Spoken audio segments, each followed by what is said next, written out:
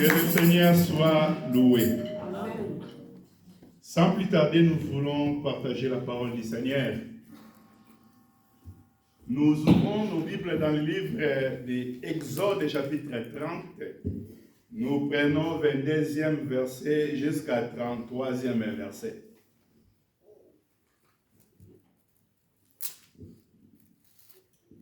La Bible dit, l'Éternel parla à Moïse et dit, prends le meilleur aromate, 500 cycles de myrrhe et celle qui coule d'elle-même, la moitié soit 250 cycles de cinnamon aromatique, 250 cycles de réseau aromatique, 500 cycles de casse selon les cycles des sanctuaires et un hym d'huile d'olive. Tu feras avec sel une huile pour l'onction sainte et composant des parfums selon l'art des parfumeurs, ce sera l'huile pour l'onction sainte. Tu oindras les tentes d'assignation et l'arche de témoignage, la table et tous les ustensiles, les chandeliers et les ustensiles, l'autel de parfum, l'autel de l'holocauste et tous ces ustensiles. La cuve avec sa base, tu sanctifieras ces choses, et elle sera très sainte. Tout ce qui les touchera sera sanctifié. Tu oindras Aaron et ses fils, et tu les sanctifieras pour qu'ils soient à mon service dans les sacerdoces. Tu parleras aux enfants d'Israël et tu diras, ce sera pour moi l'huile de l'onction sainte parmi ses descendants. On ne répandra point sur le corps d'un homme, et vous n'en ferez point de semblable de la même proportion. Elle est sainte. Et vous les regarderez comme saintes. Verset 33. Quiconque en composera une semblable ou en mettra sur un étranger sera retranché de son père. J'ajoute encore Nombre chapitre 3. Nombre chapitre 3, je commence à premier verset. La Bible a dit, voici la postérité d'Aaron et de Moïse, au temps où l'Éternel parla à Moïse sur la montagne de Sinaï. Voici les noms des fils d'Aaron.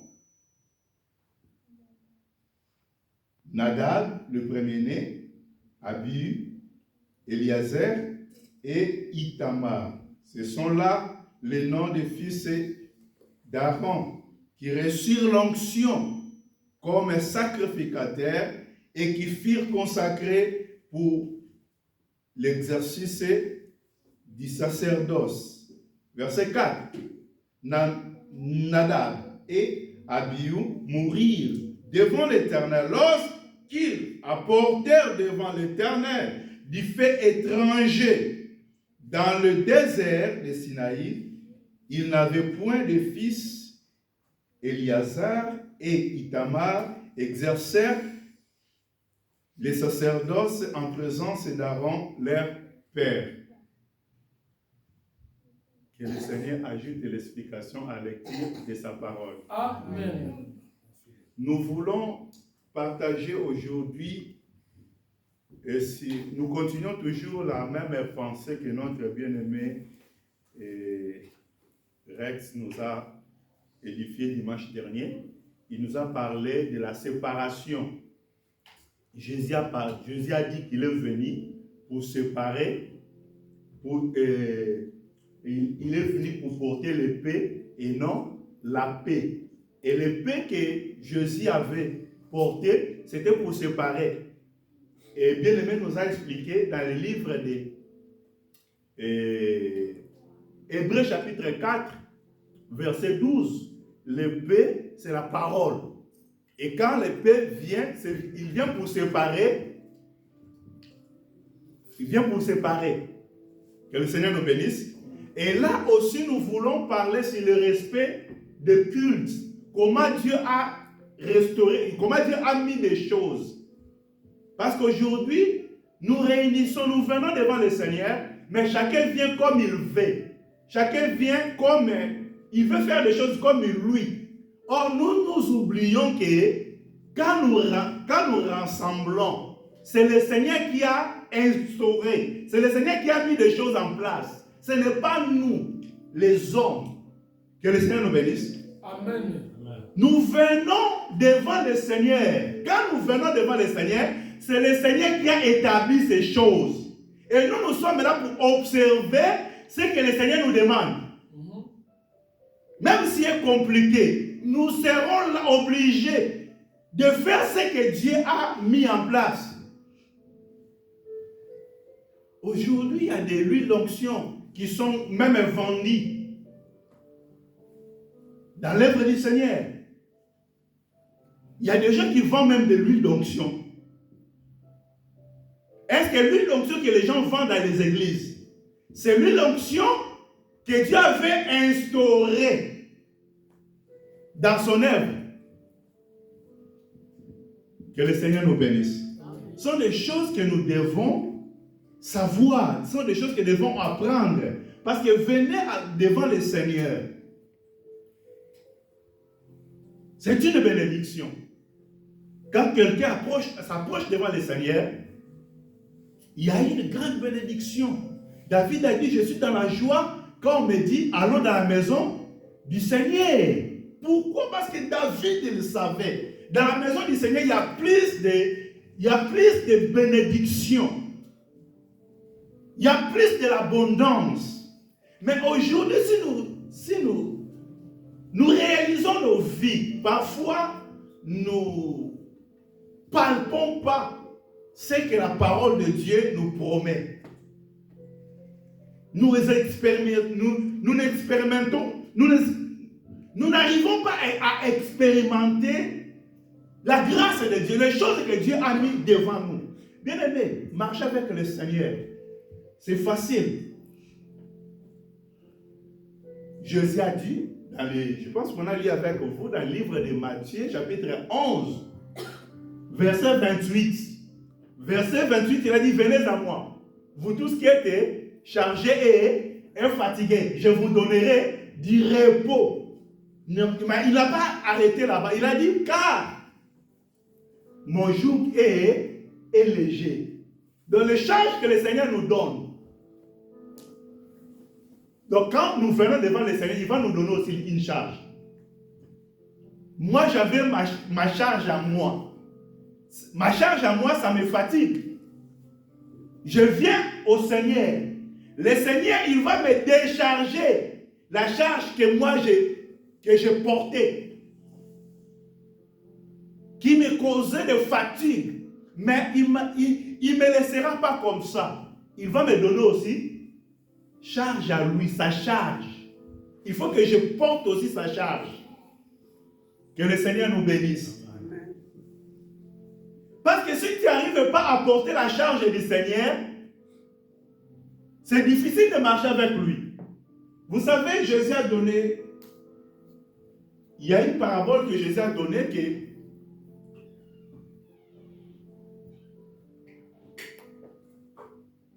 quand l'esprit malin est dans la vie d'une personne, et si l'esprit malin là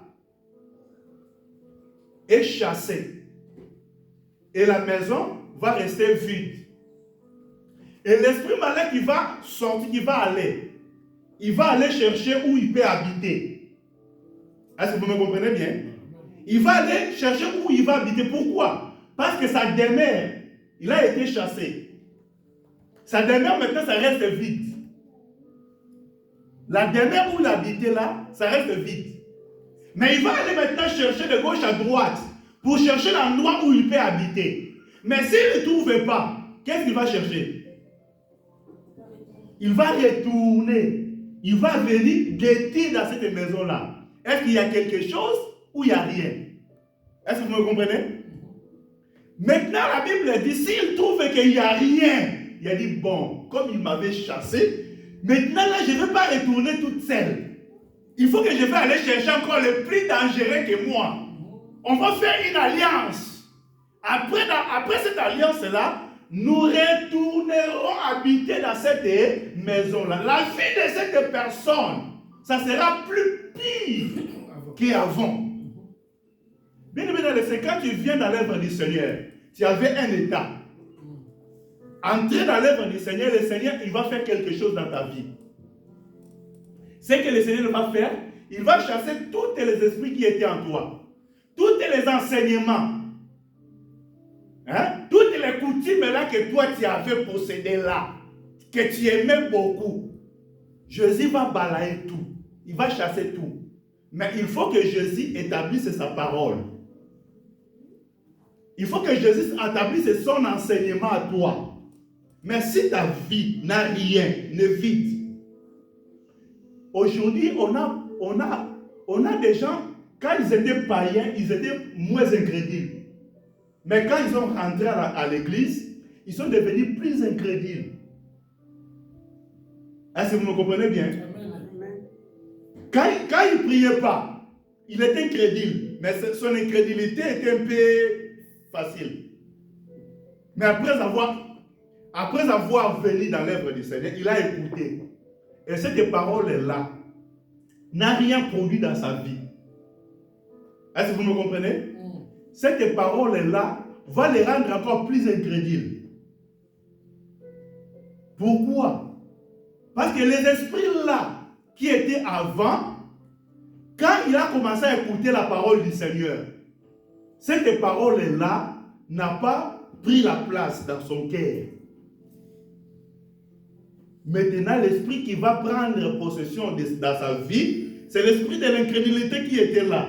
Mais cet esprit-là, il va se combiner avec les Écritures. Parce que, n'oubliez pas, les démons, ils connaissent les Écritures. Hein? Les démons, ils connaissent bien les Écritures. Quand il est venu vers Jésus, il a dit, si tu m'adores, je te donnerai ça. Ok? Jésus a dit non, il est écrit. Mais lui, il n'a pas arrêté là-bas. Il a amené Jésus encore toujours par rapport à les Écritures. Il a amené dans un lieu qui était élevé. Il a dit, jette-toi, car il est écrit. Il est écrit. Vous voyez? Dieu ne te laissera pas que tes pieds puissent toucher le sol. Parce que c'est écrit. Jésus l'a répondu. Il est aussi écrit. Tu ne tenteras pas, le Seigneur est ton Dieu. Vous voyez? Ça dit quand quelqu'un vient dans l'œuvre du Seigneur et que la parole du Seigneur ne prend pas place dans son cœur, c'est les démons qui vont commencer à utiliser la parole que tu as écoutée. Tu vas devenir plus incrédule. Ta vie spirituelle, ta vie pour la vie éternelle est en danger maintenant. La raison pour laquelle tu viens, tu verras qu'il y a beaucoup qui viennent dans l'œuvre du Seigneur. Quand la parole de Dieu est prêchée, pour lui, ça rentre ici, ça sort ici. Ce n'est pas son problème. Son problème est que dès le début, est-ce qu'après avoir que le Seigneur a fait quelque chose dans ta vie, dans sa vie, qui a pris la place, qui a pris le contrôle dans sa vie? Que le Seigneur nous bénisse. Nous voulons parler sur le respect des cultes. Ce sont des choses qu'on peut négliger, mais ce sont des choses qui sont liées à notre salut d'abord, la vie éternelle.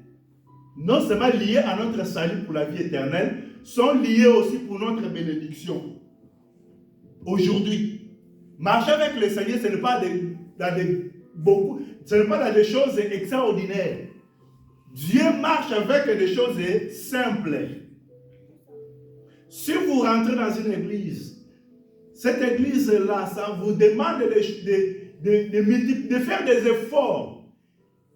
Aujourd'hui, le temps de la grâce, ce n'est pas le temps des efforts. Que le Seigneur nous bénisse. Le temps de la grâce, ce n'est pas le temps pour fournir les efforts. C'est le temps que le Seigneur est venu vers nous pour nous donner la capacité de marcher avec lui. Ce n'est pas nous de produire les efforts, mais c'est lui qui vient à nous. Il nous donne cette force-là. C'est-à-dire, le Seigneur, quand le Seigneur vient à moi, il va me donner la facilité d'écouter la parole. Il va ouvrir mes oreilles afin que je puisse écouter facilement la parole. Quand on dit facilement la parole, c'est-à-dire, il y a les autres qui n'arriveront pas à écouter. On n'écoute pas par les oreilles, on écoute par le cœur. Que le Seigneur nous bénisse. Amen. La raison pour laquelle vous verrez que même quand le Seigneur parlait, quand il y avait la foule, il parlait en parabole. Mais avec ses disciples, il ne parlait pas en parabole.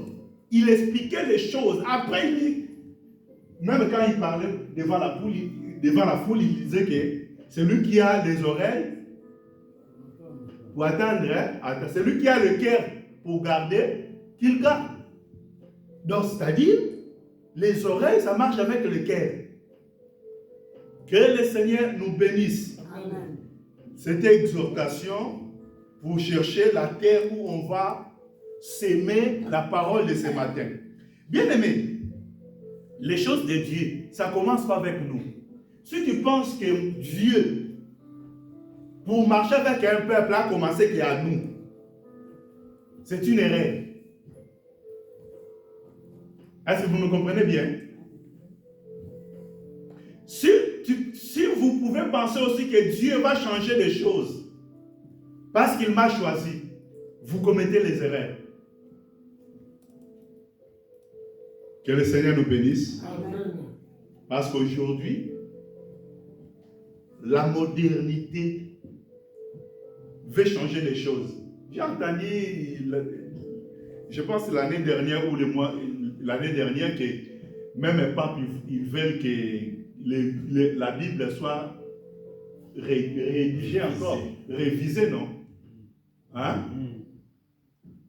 Les papes, ils veulent que la Bible soit révisée, qu'on recommence. Parce qu'il y a d'autres qui sont, il y a des vies qui sont, il y a des réalités qui sont acceptées aujourd'hui dans la société qui ne se trouvent pas dans la Bible.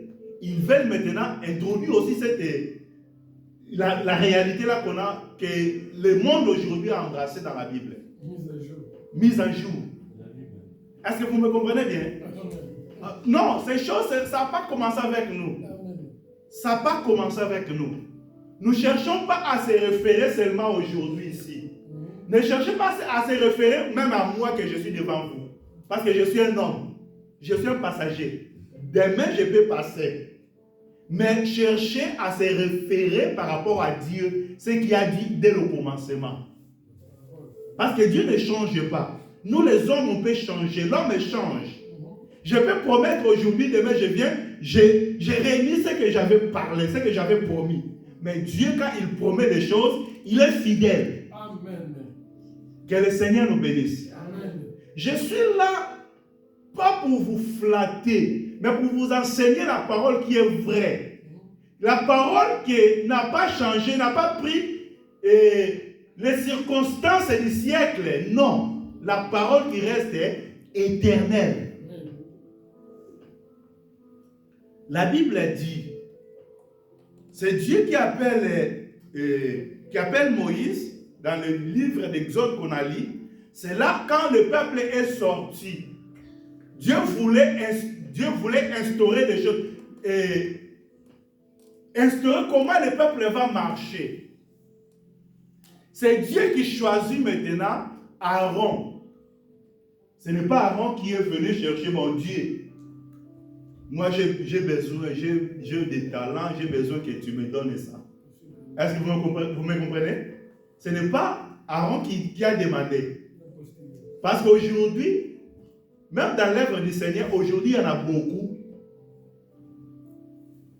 qui sont entrés dans l'œuvre. Non, c'est Dieu qui les a établis, mais il s'est introduit seul. Est-ce que vous me comprenez bien? Amen. Tout ce que tu vas faire dans ta vie, ne cherchez pas de t'introduire toi-même. Cherchez que Dieu t'établisse. Amen. Cherchez que Dieu t'établisse. Tout ce qu'on peut faire. Parce que quand Dieu m'établit, quand Dieu me permet de faire quelque chose, il y aura une bénédiction. Moi, je vous dis vrai. Quand j'ai commencé ici, j'ai dit à mes frères, frère là, il était là, j'ai dit que le Seigneur qui m'a établi dans ce lieu. Tous, ils étaient contre, ils ont dit non, c'est pas vrai. Oui, c'est vrai. La majorité, je peux dire. Mais si vous regardez, pendant les 2020 qu'on a commencé, il y a beaucoup de difficultés. Toutes ces difficultés, si je n'étais pas avec Dieu, je pense que je ne pouvais pas arriver jusqu'à aujourd'hui. Vous connaissez les difficultés que j'ai traversées dans cette vie. Vous êtes témoin. Si Dieu ne m'a pas établi ici, même mon épouse, quand je l'ai dit, parce que l'année qu'on est venu ici, on a commencé d'abord à prier à la maison. Je l'ai dit cette année, Dieu m'a dit on va sortir. Mais vous allez sortir, on va sortir comment? Tu vas travailler avec qui? Je ne sais pas. Mais Dieu m'a dit que cette année on va sortir. Que le Seigneur nous bénisse. Amen. On était d'abord à la maison. Quand nous sommes arrivés ici, quand j'ai dit qu'il y a beaucoup qui avaient refusé, et vous savez, quand nous sommes venus, après quelques temps, Dieu nous a fait encore grâce de trouver la maison où nous sommes aujourd'hui. J'ai parlé à quelqu'un aussi qui était dans la réunion quand j'avais parlé que Dieu qui m'a donné la salle, là où ils ont refusé. Mais quand je suis allé l'expliquer que non, Dieu nous a fait grâce, il nous a donné une habitation, il connaissait cette habitation-là. Je l'ai expliqué, il dit, ah, maintenant je comprends que c'est Dieu qui t'avait donné même la salle. Que le Seigneur nous bénisse. Amen. Que le Seigneur nous bénisse. Amen. Je suis allé là-bas pour vous dire que dans les choses de Dieu, il faut chercher que Dieu t'établisse. Il faut que chercher Dieu t'oriente. Il faut que chercher Dieu te parle, ce que tu vas faire. Aujourd'hui, il y en a beaucoup qui font des choses selon eux. Chercher Dieu te conduit. Chercher Dieu t'orienter. Chercher Dieu prend le devant de tout ce qu'on peut faire.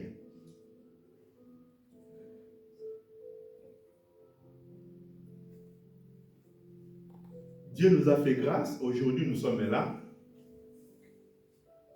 Mais il y a beaucoup de choses que Dieu, je pense que Dieu parle. Et dernièrement, il y a les bien-aimés, j'avais donné les vidéos, l'audio à frère Rex. Il y a un frère qui a eu un songe. Après, il y a quelqu'un d'autre qui a interprété le songe par rapport à l'œuvre que nous sommes. Je ne sais pas si toi, Dieu n'a pas encore te révélé pour cette œuvre. Je ne sais pas. Mais Dieu parle. Pendant que Dieu a parlé, il y a des messages même que Dieu nous a donnés par rapport à les gens, et par rapport à des personnes d'ouvrir les cœurs. Il y a des choses dans le cœur, mais il n'y a personne qui s'est manifesté. Mais comment vous pouvez attendre que Dieu marche, Dieu se manifeste pendant que Dieu parle et nous ne voulons pas écouter ce que Dieu nous parle.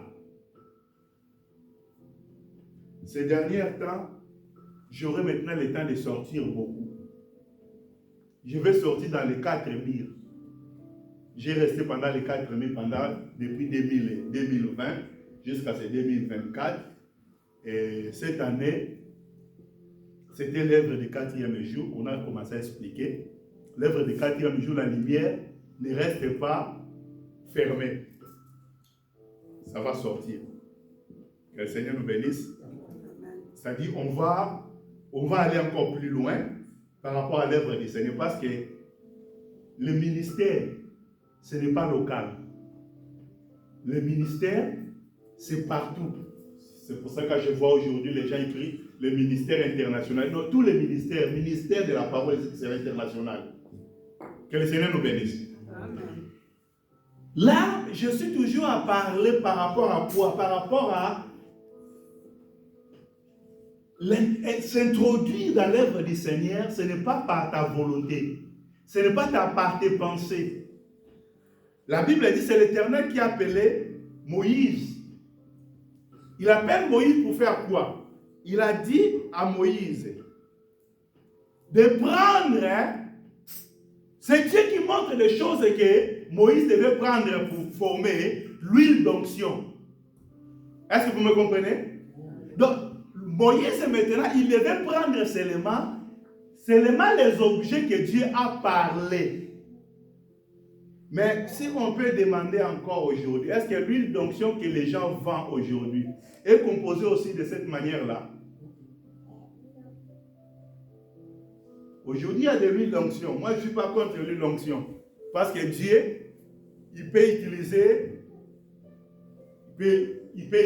l'eau, il peut utiliser l'huile, il peut utiliser le vent, il peut utiliser les feuilles. Il y a beaucoup de choses. On a vu Dieu a parlé à Moïse dans un buisson ardent. C'est le feu qui était là. Et dans le feu, c'est la voix de Dieu. C'est Dieu qui parlait. Donc Dieu peut faire tout. Mais pour l'huile d'onction, la Bible dit que Dieu a donné des précisions, des choses que Moïse devait apprendre pour formuler cette huile, cette fameuse huile d'onction. Et la Bible ajoute quoi? La Bible ajoute que après avoir fait celui-là, il faut maintenant oindre. Ce n'est pas d'abord les personnes, mais il faut oindre la tente d'assignation, il faut oindre la table, il faut oindre tous les ustensiles qui étaient dans les temples.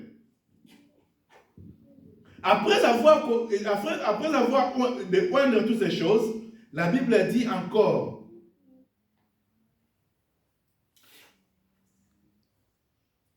tu sanctifieras, verset 29, tu sanctifieras ces choses.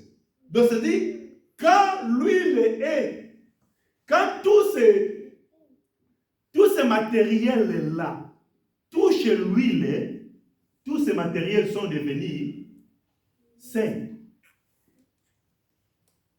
et sanctifiés. La Bible dit, verset 29, tu sanctifieras ces choses et elle sera très sainte. Elle sera très sainte. Tout ce qui les touchera sera aussi quoi? Sanctifié. Donc les choses que Dieu a prises, après avoir que toutes ces choses-là sont sanctifiées, toutes ces choses sont devenues saintes. Et toutes les personnes qui toucheront toutes ces choses, toutes ces personnes sont sanctifiées. Tu vois, quelque chose qui vient de l'homme. Mais quand Dieu prend ça, ça devient quelque chose de saint. C'est pour cela qu'il ne faut pas avoir peur d'être appelé saint. Ma sœur, tu es saint. Sainte. Mon frère, tu es saint. Pourquoi? Nous sommes saints par l'œuvre que le Seigneur a fait pour nous. C'est le Seigneur qui nous a pris. Ce qu'il a fait dans la loi, aujourd'hui, il continue à faire. Mais on va aller expliquer ça. La Bible dit quoi? La Bible ajoute verset 30. Verset 30. Quand tu vas sanctifier toutes ces choses, comme la personne qui va toucher ces choses-là, il faut qu'il soit sanctifié. Maintenant, tu dois aussi oindre qui? Aaron. Parce que c'est eux qui va travailler pour ces choses. La Bible a dit, verset 30, tu oindras Aaron et ses fils, et tu les sanctifieras pour qu'ils soient à mon service dans les sacerdoces. Bien aimé, les sacerdoces, là quand on parle de la sacerdoce d'Aaron, mais aujourd'hui on a la sacerdoce de la grâce. Mais on va aller expliquer ça. On ne peut pas expliquer la grâce si on n'arrive pas à expliquer à la loi. La Bible dit à la loi, au témoignage. Si on ne parle pas ainsi, on n'aura pas l'aurore pour les peuples. Donc on a besoin, avant de comprendre des choses aujourd'hui, il faut comprendre ça hier. D'abord, la Bible dit que Dieu voulait habiter au milieu du peuple. Parce que je n'ai pas pris tout le verset, comment Dieu avait appelé Moïse de monter à la montagne, et Dieu a donné les instructions à Moïse. Après avoir donné les instructions à Moïse, et ils ont fait des choses que Dieu avait demandées. C'est Dieu qui a donné à Moïse tous les détails des choses qu'il devait faire. Après avoir Moïse fait rassembler toutes ces choses-là, ils ont fait une tente d'assignation où toutes ces choses vont s'installer, vont mettre dedans. Et la Bible dit qu'il fallait que la tente et toutes les choses qui étaient dedans soient sanctifiées. Et après avoir été sanctifiée, la personne qui va toucher doit être aussi sanctifiée. La raison pour laquelle, pour que Aaron et ses fils qui vont travailler dedans, ils devaient aussi être sanctifiés. La raison pour laquelle l'huile qui a été mise dans tous les matériaux, et c'est le même huile aussi qui a été mis à Aaron. Que le Seigneur nous bénisse. Amen. Aaron avait combien de fils? D'autres ont dit 3. Qui encore? 4. Qui encore? 3, 4. Qui encore? On vient de lire ça. Aaron avait 4 fils. Hein? Ces 4 fils, c'était qui? Le premier, c'était Nadab, Abihu, oui, et Itamar. Hein? Il y avait 4 fils. Donc, Aaron, il va travailler avec ces 4 fils. Ça donne combien? 5. Parce que les choses que nous expliquons aujourd'hui, les choses que nous vivons aujourd'hui sont des choses qui étaient déjà.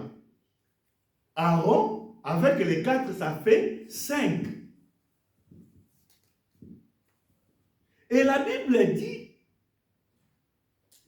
seulement Aaron qui devait être loin de celui-là et ses fils. Est-ce que d'autres non? Écoutez, verset, on va avancer un peu. Tu parleras aux enfants d'Israël, verset 31, et tu diras ces choses. Ah, ce sera pour moi l'huile de l'onction sainte parmi vos descendants. Oui. On ne répandra point sur le corps d'un homme. Et maintenant, Aaron, il est qui? Et les fils d'Aaron sont qui? Mais verset 32, ils ont dit quoi?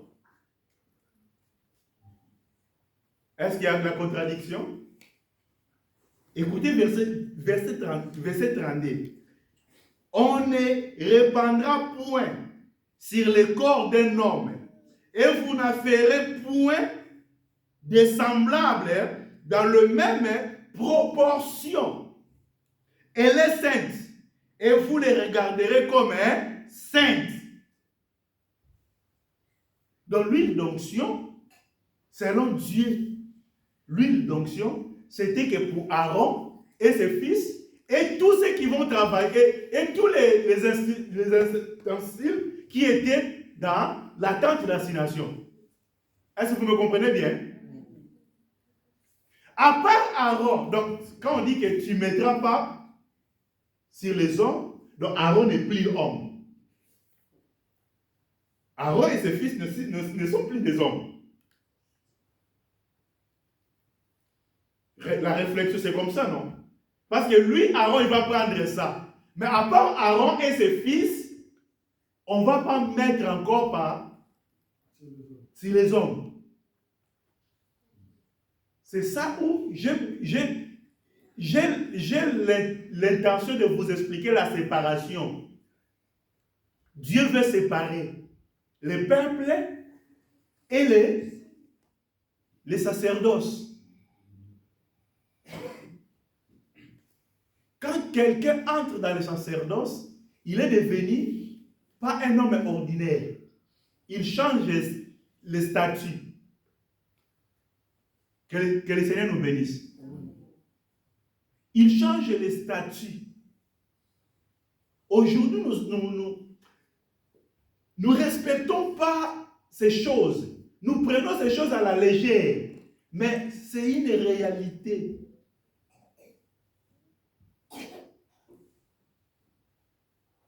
Qui cachent, qui sont attachés aussi avec une grande bénédiction.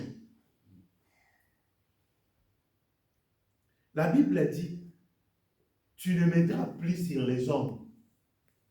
Donc les gens qui mettent l'huile d'onction aujourd'hui sur les hommes, je ne sais pas si c'est quelle huile d'onction, il faut qu'ils changent les noms. Ok? Parce que l'huile d'onction, il y avait d'abord formule de composition. D'abord, ils ne respectaient pas ces compositions-là. Et la deuxième des choses, l'huile d'onction, ce n'était pas pour les hommes. Je passe, je ne vais pas aller sur ça. Et la Bible ajoute encore, verset 33, quiconque accomposera il est semblable ou en mettra sur un étranger sera retranché de son peuple. L'huile d'onction, d'abord, si dans la chair, pour nous, nous sommes des étrangers par rapport à l'appel de Dieu, c'est bien aimé Paul qui nous explique ça dans le livre d'Éphésiens. Il a dit, nous qu'on était les étrangers sans Dieu, sans promesse.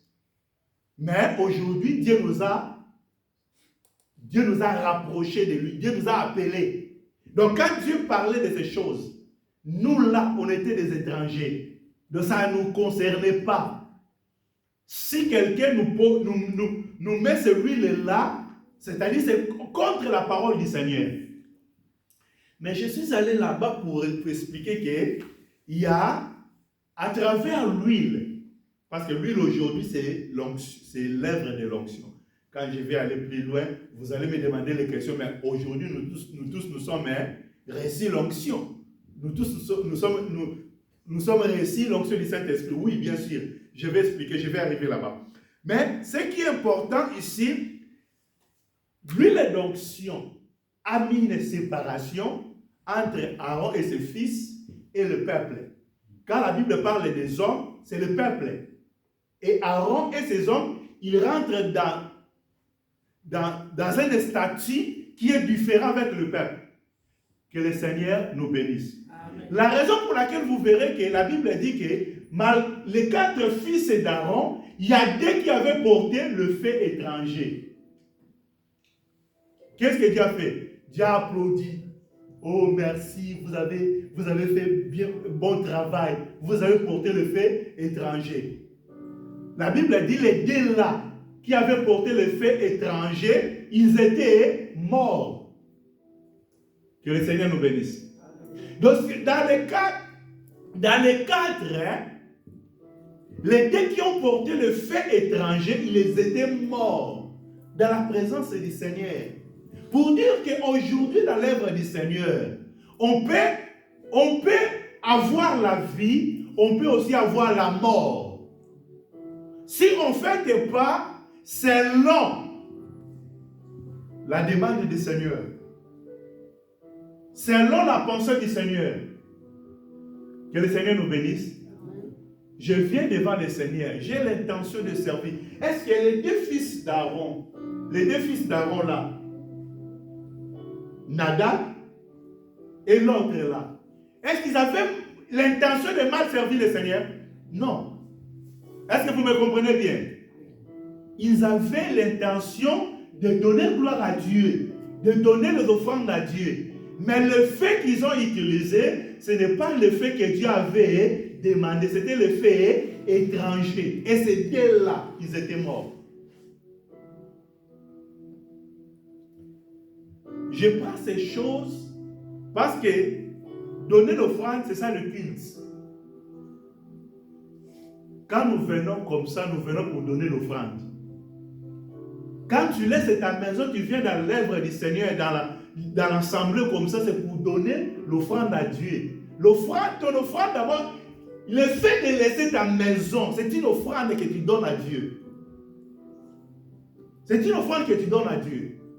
Mais ton offrande doit correspondre par rapport à les choses que Dieu a demandées pendant ce temps-là. Si tu ne fais pas ces choses selon ce que Dieu a demandé, tu as l'intention de servir le Seigneur, mais tu ne sers pas le Seigneur. C'est ça la pensée d'aujourd'hui.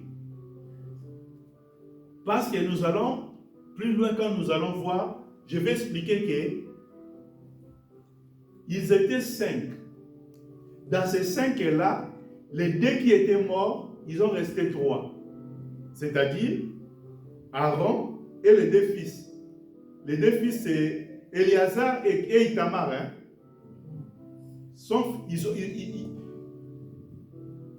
Ça fait 3. Je vais quand même donner l'idée. On prend 1 Corinthiens. 1 Corinthiens chapitre 12. 1 Corinthiens chapitre 12.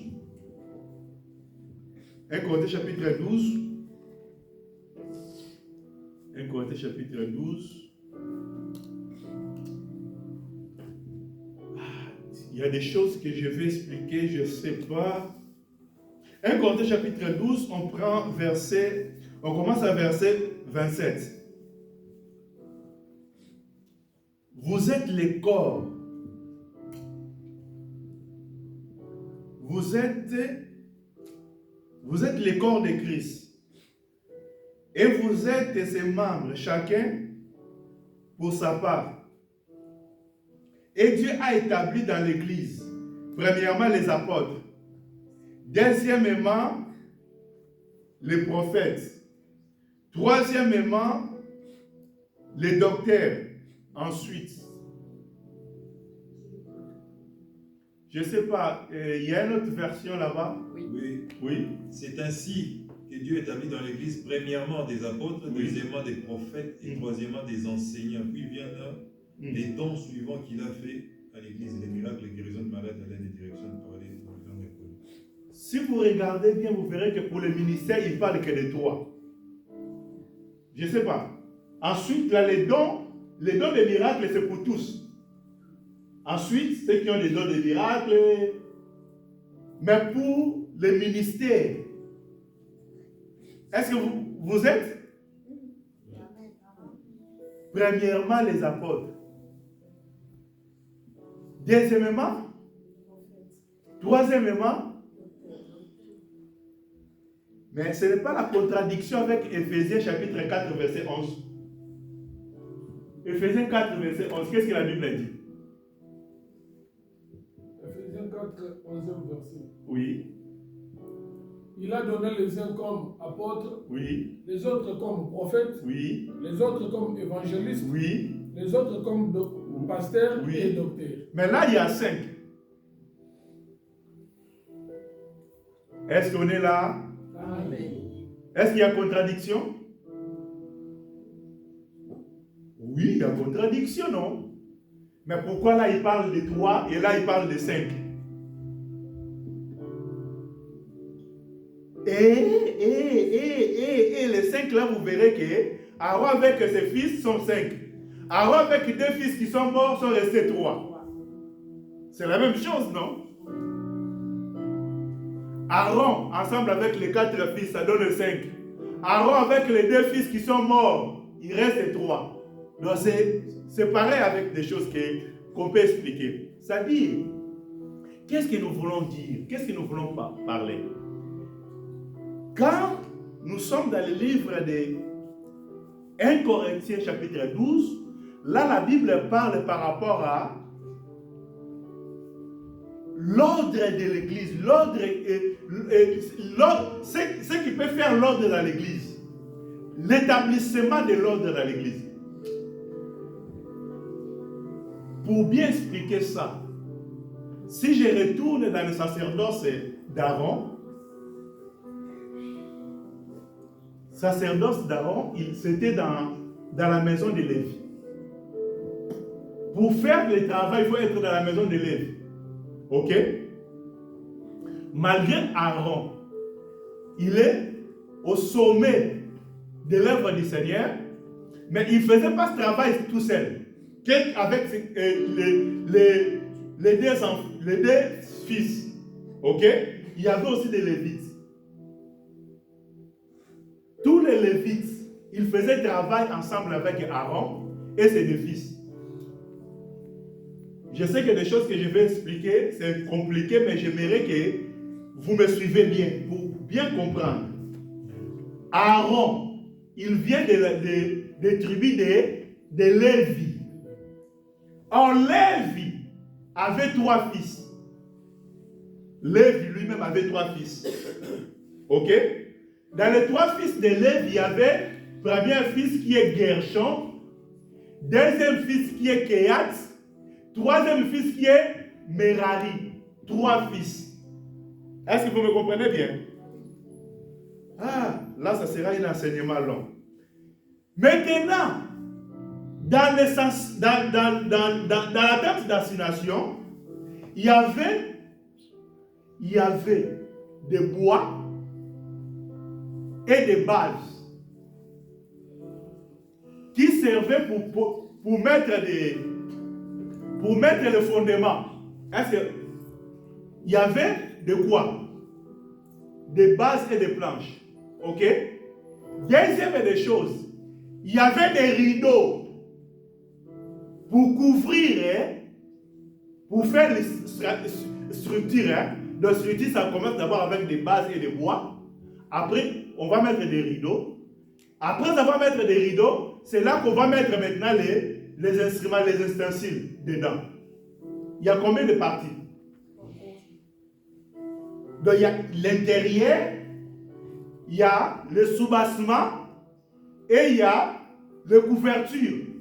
C'est que toi. La raison pour laquelle quand Paul il parle de 1 Corinthiens 12, il se réfère de ça.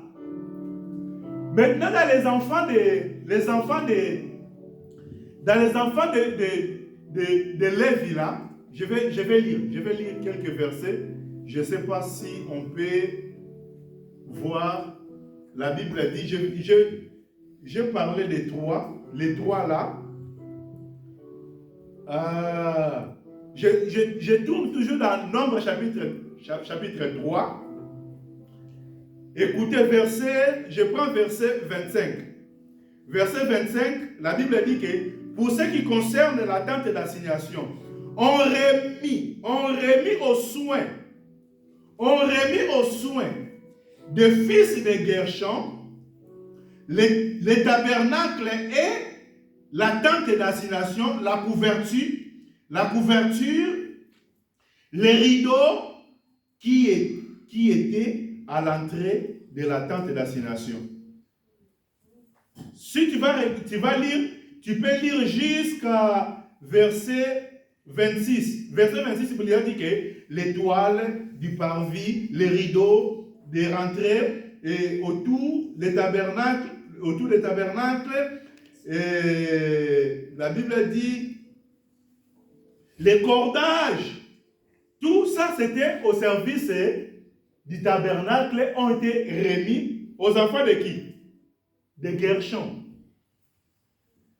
Ok? C'est les enfants de Gershon qui ont eu de porter des rideaux, des couvertures.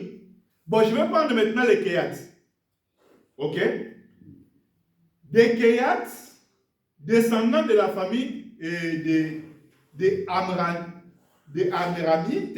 la famille de je saute, la Bible dit, composant on prend verset 30.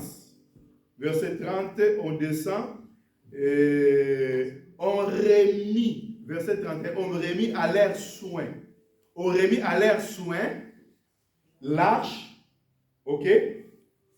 On remet à leur soin quoi? L'arche, la table, le chandelier, les autels, les ustensiles du sanctuaire avec lesquels on fait les services. Qu'est-ce qu'on donnait à Kéat? Tout ce qui était à l'intérieur. Ok? On est là? Amen. Il n'y a pas le temps pour expliquer ces choses. Bon, je vais parler maintenant des Merari. Hein? Prends verset 36. On remis à la garde et aux soins des fils et de Merari les planches, des planches du tabernacle, ses barres, ses colonnes et leurs bases. Est-ce que vous êtes? C'est ça qui composait maintenant les tabernacles et les services, le culte, c'est ça. Culte, c'est ça. Ok? Maintenant, la Bible dit que pour les Mérarites, ils portaient les temps et les planches et les bases. Ça, c'est l'œuvre d'un apôtre. C'est l'apôtre qui met le fondement dans l'église. Dieu a établi à l'église premièrement les apôtres pour faire les tabernacles. Qui vont commencer d'abord à travailler? Qui commence à travailler? Mais les gens qui portent des bases et des planches, n'est-ce pas? Après avoir, quand il va mettre des bases et des planches, là, ça prend les formes. Qui va venir maintenant de travailler? Deuxièmement, les prophètes. Les prophètes, c'est les couvertures. Je ne vais pas expliquer ça dans les détails, mais c'est important de connaître ces choses. Le prophète, c'est lui qui donne la marche. Le prophète, c'est lui qui voit. Est-ce que quand vous êtes loin, tabernacle était dans le désert, quand tu regardes, tu vas voir quoi? Des rideaux et les couvertures. Donc tu vas voir, c'est le prophète que tu vas voir. Là où nous irons, c'est le prophète qui va nous montrer. Si le prophète ne nous montre pas le lieu où on va aller, on n'arrivera pas. C'est la prophétie. C'est l'enseignement prophétique. L'église aujourd'hui, on a besoin, quand je parle de l'apôtre, c'est la doctrine. Quand je parle de l'apôtre, c'est la doctrine. L'église qui n'a pas la doctrine, il n'a pas l'apostolat. Une église qui n'a pas la doctrine, n'a pas l'apostolat. Donc ils ont sauté l'étape. Premièrement, l'église, pour être une église, il faut un apôtre faire un travail. Il faut que la doctrine prenne la place dans une église. Et deuxièmement, c'est la prophétie. Vous êtes appelés, vous êtes censés de connaître les enseignements prophétiques, non les dons de la prophétie. Oui, les dons là c'est bien, mais l'enseignement prophétique, c'est ça un prophète. Prophète des ministères, non des dons de l'esprit. Les dons c'est l'après. L'église, pour être une église, il faut l'œuvre de l'apostolat qui commence d'abord. pour mettre des choses en place, pour mettre des bases, les soubassements. Sans l'œuvre de l'apôtre, il n'y a pas de soubassement. Sans la doctrine dans l'église, il n'y a pas une église. L'église est une église quand il y a l'œuvre de l'apôtre qui est là. Quand la doctrine est assise. Deuxièmement, c'est la prophétie, l'enseignement prophétique. Et troisièmement, maintenant, la Bible a dit quoi? Parce que deuxièmement, je pense que c'était les Gershons qui vont travailler. Et troisièmement, maintenant, c'est les Kéatites qui vont venir avec tous les qui donne les détails de l'enseignement. C'est un docteur. Il faut connaître tous les instruments qui sont dedans dans le sanctuaire, dans le tabernacle. Si tu ne connais pas, tu sais comment. Tu vas entrer là où il y a le kiff des reins.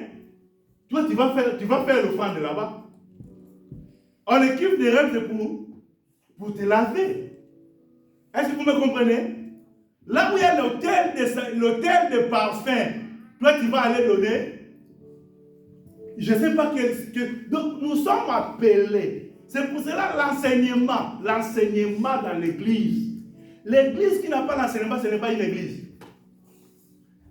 On peut chercher le nom. C'est pour cela que nous efforçons.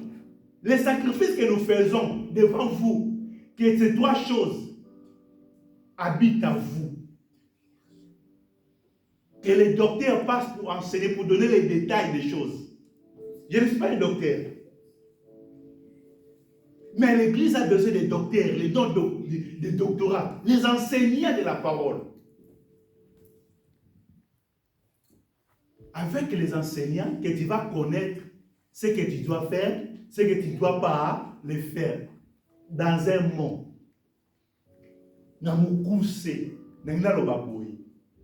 Moussala nous a mis l'œuvre du Seigneur à ces principes que Dieu a mis. Nous ne venons pas pour plaire aux hommes. Nous venons pour vous préparer pour la vie éternelle. Ma mission à moi, c'est ça. Ce n'est pas pour te plaire, non. Je suis là pour te préparer pour la vie éternelle. Même si demain je ne suis pas là, les autres qui seront là, s'ils vont détourner des choses, c'est leur problème. C'est leur problème. Moi, j'ai fait mon travail. J'ai montré comment marcher avec le Seigneur. C'est ça mon travail. Demain, je ne serai pas là. Ces trois choses, on a besoin de rester avec nous.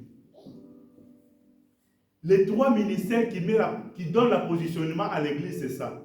Si les deux ministères pastoral et évangélique n'ont pas cité ici, parce qu'ils sont comme des généralistes. Un pasteur, il doit s'adapter. Est-ce que vous me comprenez? Avoir un pasteur, c'est-à-dire un pasteur, c'est un répétiteur. Quand docteur, il enseigne, pasteur, il va répéter ces choses dans la vie de ses disciples, de ses enfants. Quand prophète, il enseigne. Parce que prophète, il vient pour donner des messages en gros. Mais pasteur qui est là, c'est lui qui va simplifier.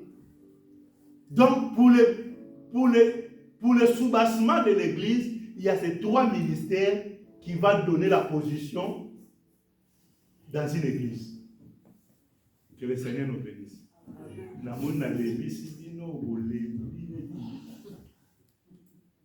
Est-ce que vous voyez qu'il a bien?